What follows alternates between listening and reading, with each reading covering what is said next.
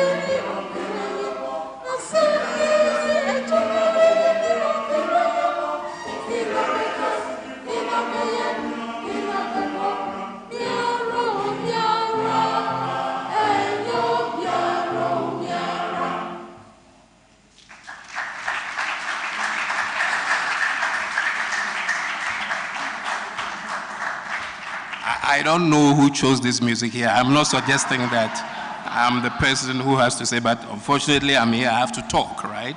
So let me just now talk about how these ideas can be brought to bear on nation building. How do we bring to life the ideas of these philosophers in the lives of Ghanaians, rather than consigning them to monuments in intellectual museums? I have indicated on several occasions that the Constitution is conditioned by liberal theoretical assumptions. And I've wondered whether these assumptions are best suited as the foundations of the fundamental principles of our law. Let me explain what I mean by this. Within the Constitution itself, you write in the preamble in the Constitution, these liberal, philosophical, and legal concepts leap to the fore. So right in the preamble, we see these liberal, philosophical underpinnings there. Let me just read a part of the preamble to you. It says that, for the sake of our natural and inalienable right to establish a framework of government which shall secure the blessings of liberty, equality, and opportunity. So it goes on to affirm our commitment to freedom, justice, the sovereign will of the people, the principle of universal sovereignty, the rule of law, and the fundamental protection of. These are quintessential liberal political concepts which express well-established values, both legally and politically. In contrast with these, and also in the body of the Constitution, I think key legal and political concepts which can be constitutionally fertile, if we were thinking along the lines of the philosophical work within our cultures, are absent. So for instance, the idea of consensus, I think, is philosophically fertile for constitutional provisions. Solidarity, I think, is fertile. The common good, I think, is fertile. Representation, participation, but consensus does not appear in our Constitution. There's nowhere in our Constitution do you find the notion of consensus. Solidarity is not there. The common good is not there. Participation occurs on a few occasions, 3 times. When in section 36, cooperation occurs twice. And these, for me, establish the heavy reliance on liberal terms to the exclusion of, concepts that are constitutionally fertile in our cultures. My other reason for saying that it is liberally biased actually comes from the authority of Nana S.K.B. Asante here, right before us, who was the chair of the committee of experts that formulated the proposals for the Constitution. In his reflections on the evolution of the 1992 Constitution, Nana affirms the Constitution's principles are, quote, consistent with the fundamental tenets of a liberal constitutional order. He also goes on to claim that the PNDC Law 252, which sketched out the terms of reference for the committee's work, was also clearly committed to a liberal constitutional order. Now, I have said that the LEGON tradition of philosophy characterizes personhood in communitarian terms. I say now that the constitutional architecture is fundamentally flawed because it misaligns with this notion of personhood. What are the implications of this misalignment? Let me just hazard a few. Think of a judge faced with the task of interpreting the notion of the common welfare of Ghanaians. For instance, he would confront preventable tension, I think, between the liberal foundations of the Constitution and the communitarian aspirations that characterize this idea of the common good of Ghanaians, I think. I'm not a lawyer. Maybe lawyers are trained to circumvent or work through these tensions better than my training as a philosopher would allow. Also, I think admitting communitarian values as virtues of our social institutions will dissolve tensions like the one that arose recently in February in the chieftaincy title in Boku. You remember this. What happened? The government, citing the interest of national security, overruled the decision of the overlord of Boku to enskin a chief. The Minister for Information issues a statement that calls for the arrest of this overlord. If we are to believe what the media reported, The regional minister goes to the overlord and apparently apologizes. Government goes to court to secure a court order for the overlord's arrest. A few days later, this court order is rescinded. The overlord then issues a warning. This should be the very last time that you, government, you should try to denigrate my authority in this manner.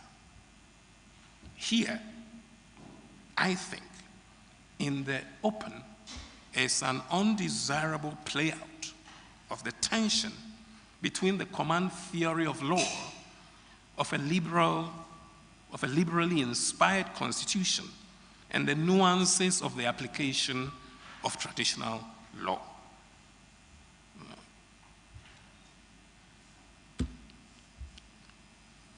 Since antiquity, from the laws of Plato, the idea that constitutions should encode the customs and the mores of a people has been theorized. In the laws, Plato explicitly states that custom is the function and the inspiration of constitutions. Aristotle also says that in his Politics. Moral virtues are the purposes of constitution. Recently, John Rawls, in his Political Liberalism, says the same thing.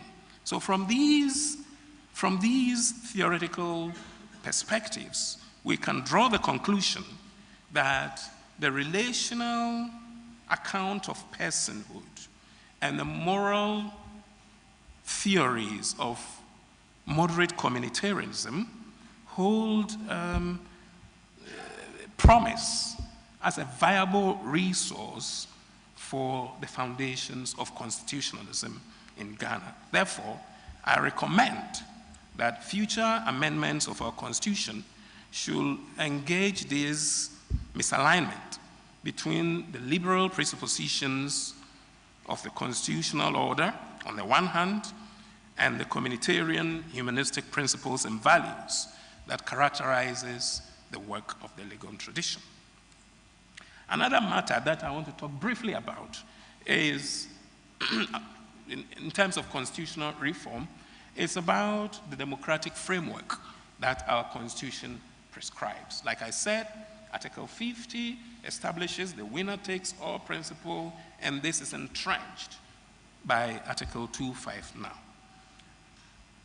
Let us note that Article 50, concerning Article 50, the Committee of Experts that formulated the proposals decisively recommended the adoption of, quote, a constitutional pattern of the sharing of executive power amongst all the major parties represented in the legislature, unquote.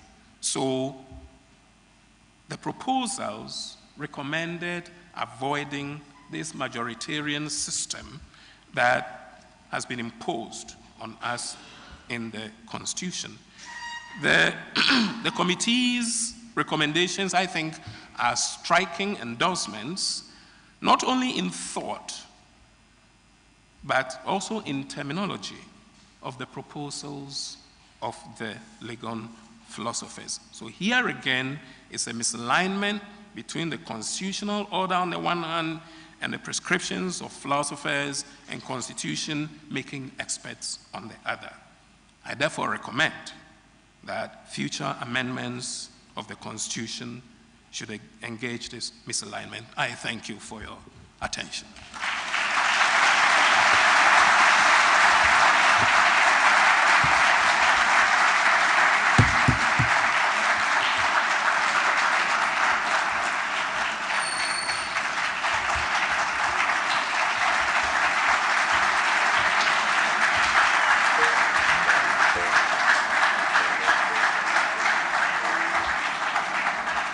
Please, let's have a seat.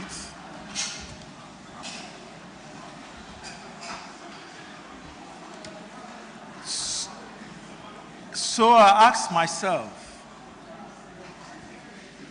what lessons are we taking home as far as the lecture is concerned? What has been the perspective of the LEGON tradition of philosophy on ethical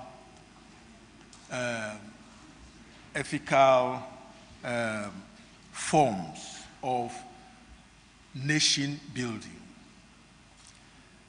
I have 3 or 4 things to say. The first one is the issue of what a tradition is. And he made a very important point that there are 2 key things: the methodology or the approach, and then the thematic areas. And for the methodology or the approach, the emphasis is on history and then the culture. And so I asked myself, as a citizen of Ghana, what is history to me and what is culture to me? In other words, are our children aware of the history and the culture of this country? That's one. Then he talks about the thematic areas. So the liberal democracy, he talks about human welfare and human fellowship. And so I asked myself that when you want to build a nation, there are 2 important things. 1, transformative leadership, and 2, responsible citizenship. Again, the nation building involves 2 important things. 1, transformative leadership, and responsible citizenship. And the connection is that all of them, the leaders, the followers, the citizens, have a role to play. And the role to play hinges on the values, the ideas, or the principles. And I think that, you see, these days when you talk to people about patriotism, nobody is interested in listening to patriotism. Why should I be patriotic when others are not? And I always tell people that in our little corners, if we do the right thing and not the acceptable thing, we would promote or we will build a just and a free, society. People have been talking about, do we as a country have a vision? That there is no common vision. Everybody is doing his own. Governments come, they go, nothing. Policies are reversed in spite of the fact that the Constitution says, as far as practicable, policies of the outgoing government must be continued. So what do we do as a country? So the values are very important. And I think the second point which he also raised is the idea that in nation building, it is a purposive act which brings people together to promote a common vision and a common goal. Can we say that in Ghana today, we are building a nation? Since 1957 to date, have we been able to